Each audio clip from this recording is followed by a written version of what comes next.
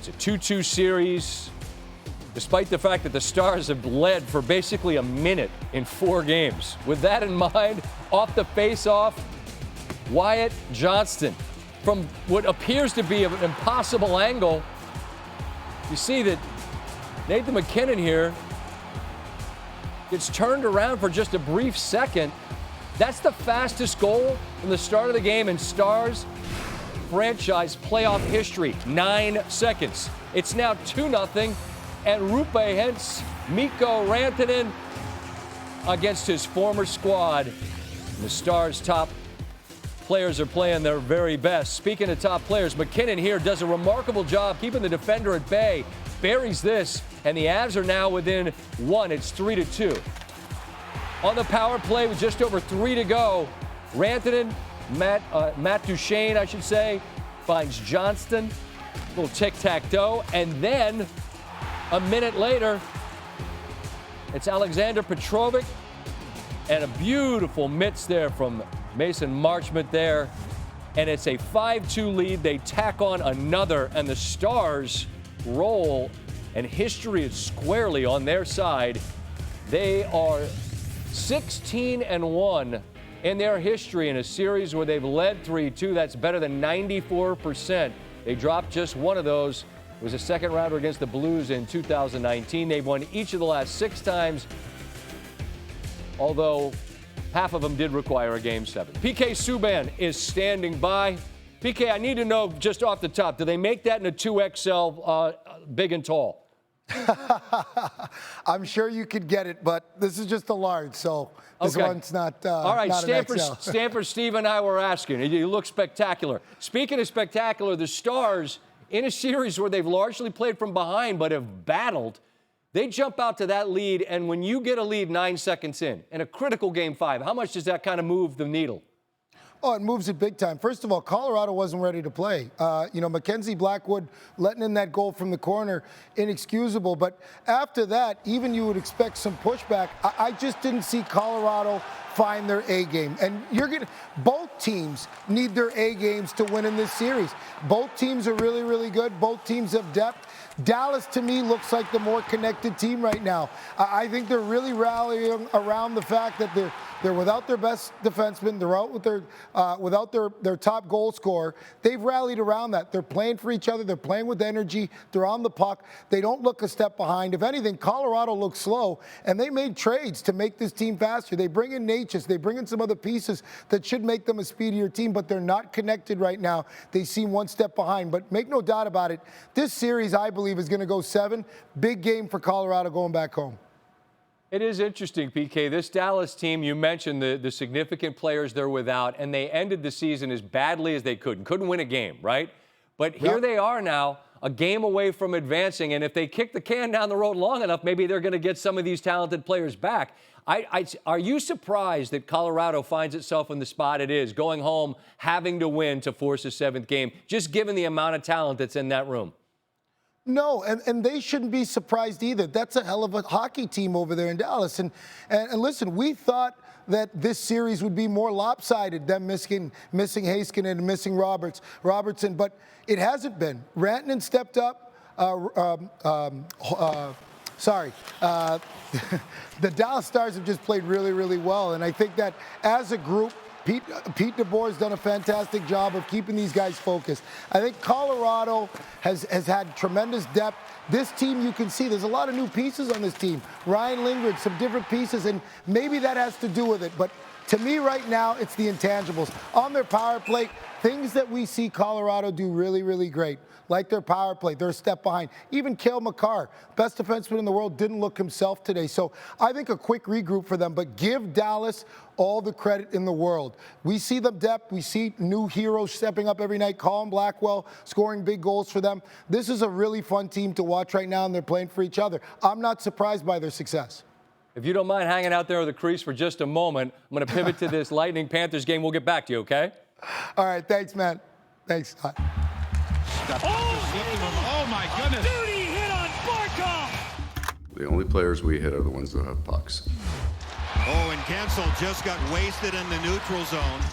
The only players we hit are the ones with pucks. I'm at home watching the Senators game, and he chirped me. He used my own words on me, too. Well done. A little spicy down there in Florida. Lightning-Panthers, big Game 4. Brandon Hagel returns to the ice after a one-game suspension.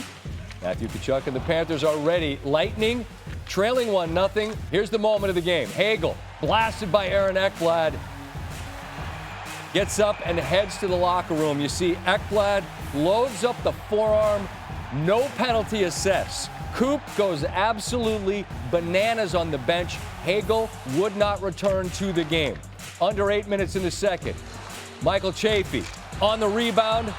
His first career playoff goal. What a time for it from a difficult angle. Lightning tie this game up at 1 apiece. Shortly after the ensuing faceoff, we saw the quick goal in Dallas. How about 11 seconds for 2 goals for the Lightning? Eric Chernak and Coop's going bananas now. Said, that's how you do it, boys. They take a 2-1 lead heading into the third. They're about 4 minutes away from forcing a Game 5 at 2 apiece. And then guess who? Ekblad, who had scored a goal earlier, which was taken off for offsides. Here, it's Ekblad. Nobody gets a body on him. The rebound comes right to him, burying it. Panthers tie it 2-2. Shortly after the ensuing faceoff, it's Seth Jones. And now the Panthers have 2 in 11 seconds. The fastest 2 goals in Panthers playoff history. They add an empty netter and a remarkable turn of events. The Panthers even it, take the lead, and then win. They now are ahead 3-1 in that series. Wyatt Johnston joins me now on SportsCenter. Hey, Wyatt, it's Scott Van Pelt. Thank you for taking a moment to visit with me. A lot has been made, probably by me more than anybody, of the fact you guys are tied 2-2 in this series and you had led for a minute. When you score 9 seconds in, how drastically does that change the energy and direction of a game like it did tonight? Yeah, it's huge. I mean, you always want to get off to good starts, and we haven't been as good as doing that, so far this series. So it's great to get with the lead, and I mean, we never looked back. So yeah, just a huge win, and it is nice to to play with the lead for a little bit.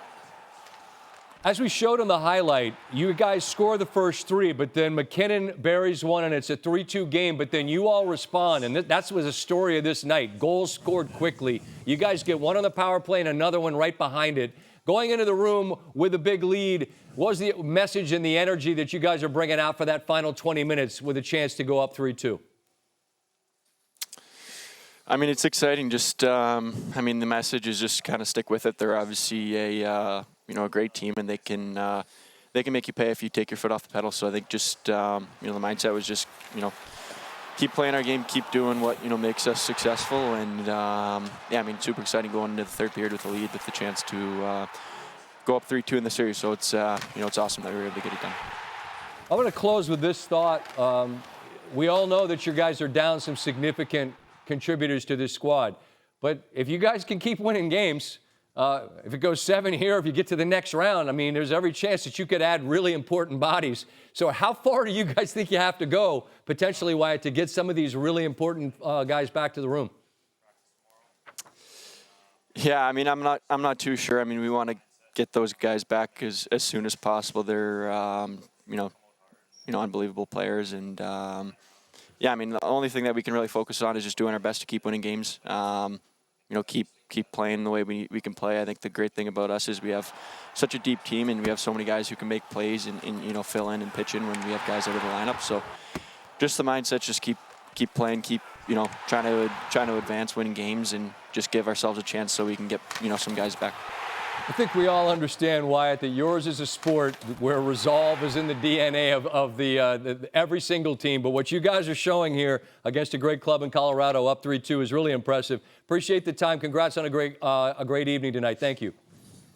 Yeah, thank you. I appreciate it. Of course. So the Stars have a 3-2 lead heading to Colorado, Game 6 on Thursday. As for the Florida 3-1 lead over Coach Coop and the Lightning, he was asked afterwards about that hit and calls that have and have not been made. I think he's tired of discussing. It's getting tiresome answering questions about a hit every single game. So I'll ask you, You asked me the question. Why are you asking me the question? Do you have anything to say about it? Nobody cares about it. Oh, well, but, you know, if anybody in here has something, stand up and let me know. All right, let's move on.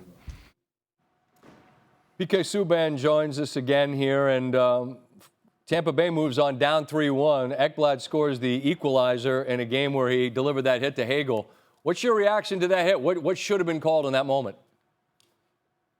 Well, it definitely should have been a 2-minute minor at least. But the question of whether he hit him in the head is not a question. He definitely makes head contact there. Whether it's with the elbow or the forearm, it doesn't matter. In that moment, there's head contact. But, you know, I look at this play kind of like the Sam Bennett-Brad Marchand play. You know, I thought he did a masterful job of keeping his arm tucked in. You don't actually see where the elbow is. And, you know, as a player, I know his elbow kind of makes contact there with his chin, but it's playoff hockey. You know this, Scott. These things happen in the playoffs. It'll get reviewed like every play does. We'll see what the league does, what they say. But for me, what happened tonight, Tampa did it to themselves. They had opportunities on special teams to capitalize. They didn't. They had opportunities to build momentum in their game. They didn't. Florida Panthers got back to championship form, and they showed once again why they're Stanley Cup champions. Even when it comes to that rough stuff, that makes you a champion as well. You got to do that stuff, too, at the right times. I defer to your area of expertise and understanding, like the Wilson hit in Montreal on Sunday night. Like, that's playoff hockey. It was a hell of a hit. I understand because of who it was. People are like, that's dirty. Other people are saying, no, it's not. So I'm not saying this guy was supposed to be run tonight. I just wanted your perspective, and I got it. And now Florida's in control, PK. Go ahead, quickly. And Scott, I'll say one more thing. The perspective is that the refs, we have refs for a reason. They're not going to see everything. That's a part of the game. So players got to play the game the way that they play it. In that moment, if Ekblad's a half a second later, the ref turning, catches it maybe, and puts his hand up and makes a call, it's a different game. So the refs are human. They're not always going to see everything. That's why we review it. So we'll see what happens with the NHL tomorrow. Quite a night, but we've been saying that every single night. And again, I just remind myself, this is the first round, man. What a sport, what a playoff, what a tournament. Appreciate you, man. Thank you. All right, thanks, Scott.